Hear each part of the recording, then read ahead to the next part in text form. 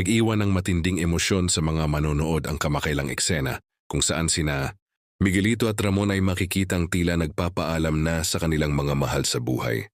Dahil sa bigat ng kanilang mga sinabi at kilos, marami ang napaisip kung ito na.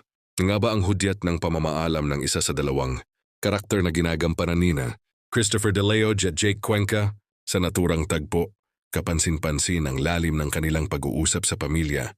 May halong pangamba, pag-asa, at tila paghahanda sa posibleng may masamang mangyayari.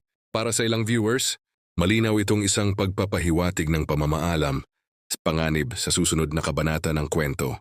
Samantala, may ibang fans naman na naniniwalang isa lamang itong dramatic build-up upang mas mapataas ang tensyon sa serye. Ayon sa kanila, kilala ang palabas sa mga biglaang twist, kaya posibleng nililito lamang ang manonood bago ang isang malaking revelasyon. Nag-uumapaw rin ang reaksyon sa social media kung saan marami ang nagpahayag ng pag-aalala at emosyon matapos mapanood ang eksena. May ilan pang nagsasabing huwag munang tanggalin sa serye ang isa sa dalawang mahusay na aktor. Habang wala pang opisyal na kumpirmasyon sa magiging kapalaran ni Miguelito at Ramon, patuloy na tumataas ang excitement ng fans sa susunod na mga episode.